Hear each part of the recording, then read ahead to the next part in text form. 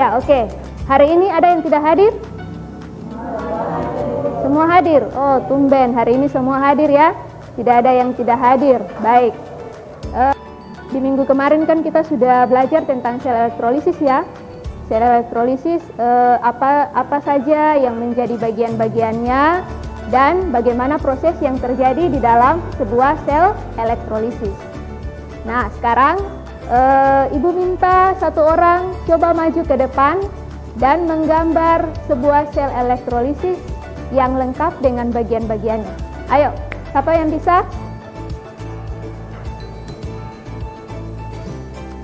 Ya, oke. Terima kasih. Silahkan duduk. Jadi ini yang merupakan sebuah sel elektrolisis. Seperti gambar yang sudah teman kalian gambar di depan ini merupakan sebuah sel elektrolisis. Benar kan? Ini sel elektrolisis. Ada bagian-bagiannya yang terlihat di sini toh? Bagian-bagiannya ada katode, ada anode. Ini wadah gelas kimia. Kemudian di dalam gelas kimia ini ada larutan. Ada larutan, itu larutan apa itu? Larutan elektrolit. Untuk hari ini kita masih tetap ada di kompetensi dasar 3.6 ya, kompetensi dasar 3.6 menerapkan stoikiometri reaksi redoks dan hukum Faraday untuk menghitung besaran yang terkait sel elektrolisis. Dan untuk pertemuan kali ini kalian seperti yang sudah kalian duduk di dalam kelompok masing-masing, kita akan membahas materi di dalam kelompok masing-masing. Sebentar ada beberapa pertanyaan dalam LKPD yang akan kalian selesaikan. Dan nanti di akhir pembelajaran ini ada tugas untuk kalian supaya itu menunjukkan kira-kira kalian sudah memahami tentang materi penyembuhan logam ataukah belum. Begitu ya. Nah, jadi materi kita tentang penyembuhan logam. Kalau kita melakukan elektrolisis larutan CuSO4 dengan menggunakan dua batang elektroda tembaga seperti gambar yang sudah Ibu bagi di kalian. Coba lihat gambar yang ada di atas meja kalian yang sudah Ibu bagi itu. Nah, gambar itu merupakan satu set alat elektroplating. Set alat elektroplating untuk mengelektrolisis larutan CuSO4 dengan menggunakan dua batang elektroda tembaga yang terlihat di situ. Nah, ketika dilakukan elektrolisis nanti ada satu batang elektroda masanya bertambah ya. Ada satu batang elektroda masanya bertambah, sedangkan batang elektroda yang satunya lagi masanya berkurang. Menurut kalian itu kenapa? Ya, Dela, silakan.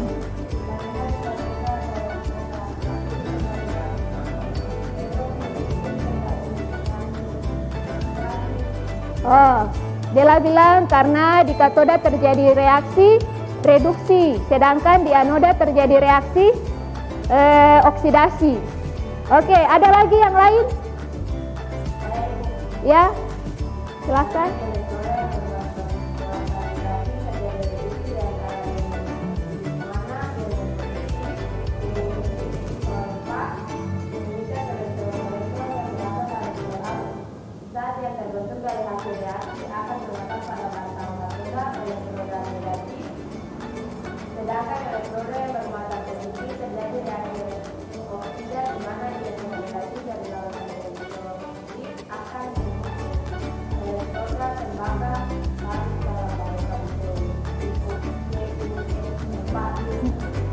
Ya, oke. Baik sekali yang disampaikan oleh dua teman kalian tadi ya. Jadi kenapa sampai dua batang elektroda itu satunya masanya bertambah sedangkan satunya masanya berkurang? Nah, karena yang masa yang bertambah itu kan itu pada katoda. Itu yang sudah dilakukan minggu kemarin kan? Yang kalian amati juga di video penyepuan paku itu. Yang masanya bertambah itu yang dialami di katoda. Karena di katoda itu ion Cu2+ yang ada di dalam larutan CuSO4 itu akan menuju ke katoda, karena di katoda itu ada banyak elektron. Elektron yang ada di katoda itu berasal dari sumber arus listrik. Jadi waktu arus listrik dialirkan ke batang elektroda ini, ada elektron yang mengalir di batang elektroda ini, kedua batang elektroda ini. Lalu di dalam, kalau yang di sini larutan yang di sini NaCl ya. Tapi kalau di praktikum penyepuan paku yang minggu kemarin itu larutannya larutan CuSO4. Larutan CuSO4 itu nanti yang ion Cu-nya itu akan menuju ke katoda. Ion Cu2+, ion yang positif akan menuju ke katoda. Katoda ini elektroda negatif. Ya. Elektroda negatif, sehingga terjadi reaksi reduksi di elektroda negatif atau katode. Jadi di katode itu terjadi reaksi Cu2+ tambah 2 elektron menghasilkan Cu. Ini reaksi reduksi. Sedangkan kalau di anode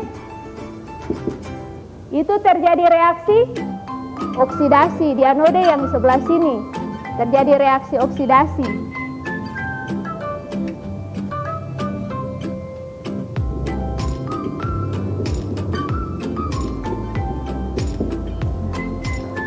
Ini oksidasi. Ini yang sudah kita bahas di minggu kemarin.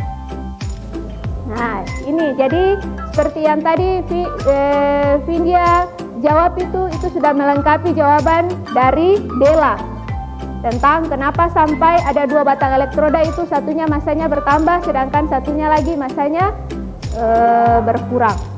Nah, oke, setelah ini kalian sudah duduk di dalam kelompok masing-masing ya. Ibu akan membagikan LKP ujian.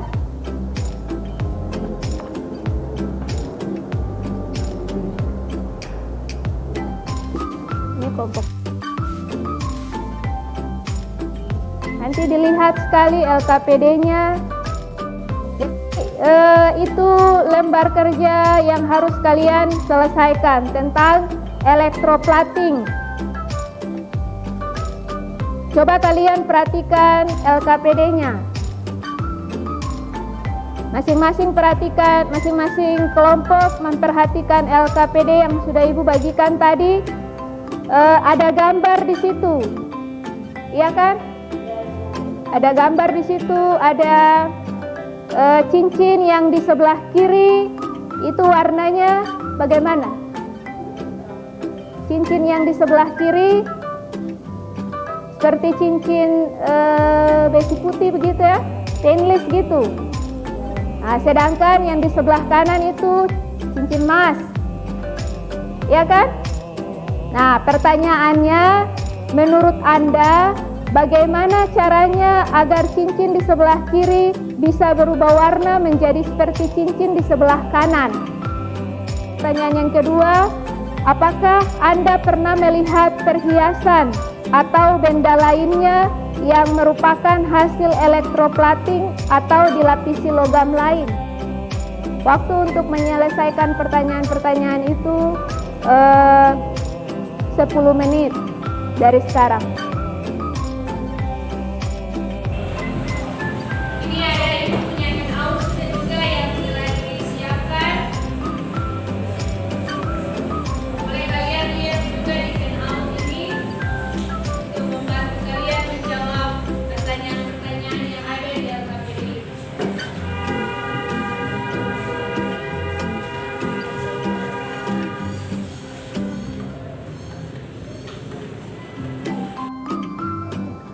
Oke, kelompok mana yang mau menjawab untuk pertanyaan yang pertama? Untuk pertanyaan yang pertama, kelompok 1? Ya, boleh. Jadi menurut kalian bagaimana caranya agar cincin di sebelah kiri bisa berubah warna menjadi seperti cincin di sebelah kanan? Coba jelaskan. Ayo, silakan kelompok 1.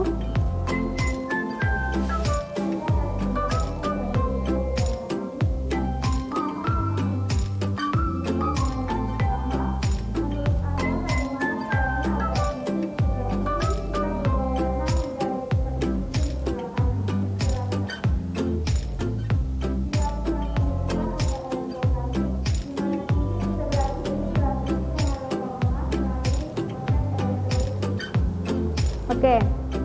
Selain kelompok 2 menjawab tadi handle pintu kendaraan roda 4. Mungkin kelompok 3 mau menambahkan.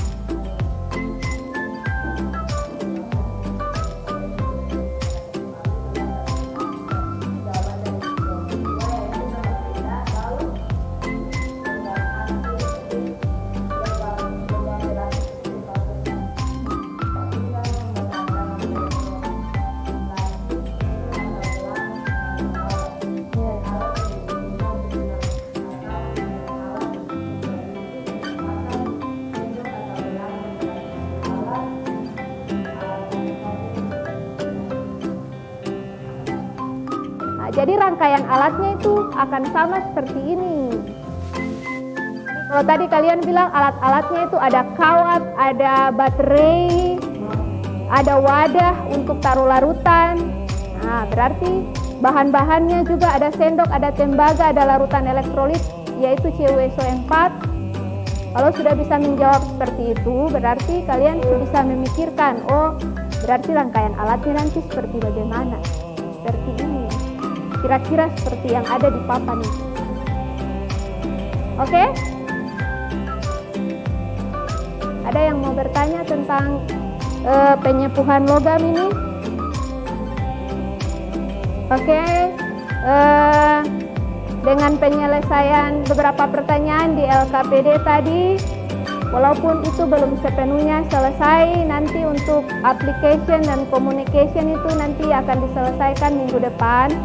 Tapi Ibu Guru merasa setidaknya sudah ada gambaran untuk kalian tentang penyepuhan logam.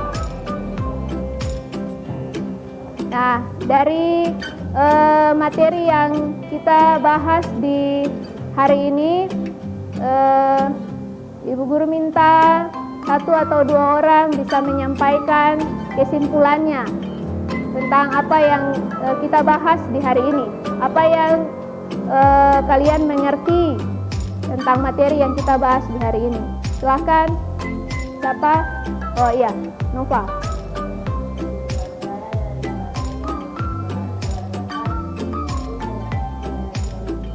Ya, Ibu Guru merasa 2 pendapat yang disampaikan oleh kedua teman kalian tadi itu sudah cukup untuk menyimpulkan proses yang kita jalani di hari ini ya, tentang penyepuhan logam. Jadi tugas untuk kalian untuk minggu depan akan kalian presentasikan di kelas. Kalian akan melakukan elektroplating atau penyepuhan dari sebuah sendok dengan menggunakan logam tembaga. Tadi sudah kalian sebutkan alat-alatnya apa, bahan-bahannya apa, langkah kerjanya bagaimana. Nah, tugas untuk kalian adalah kalian perlu mencari, selain tadi yang sudah kalian selesaikan dalam LKPD, kalian masih harus terus mencari informasi tentang penyepuhan logam. Atau nanti kalian pulang, boleh kalian kunjungi tukang sepuh emas. Tukang sepuh emas. Tahu kan? Richard.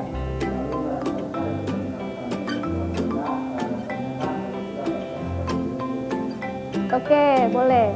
Jadi menurut Richel, waktu belajar ini penyepuhan benda ternyata itu bisa dilakukan juga. Kita bisa lakukan sendiri ya.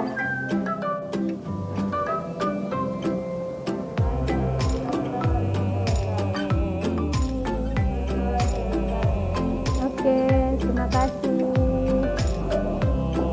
Dengan demikian kegiatan pembelajaran kita di hari ini selesai. Selamat sore, sampai baku dapa di minggu depan.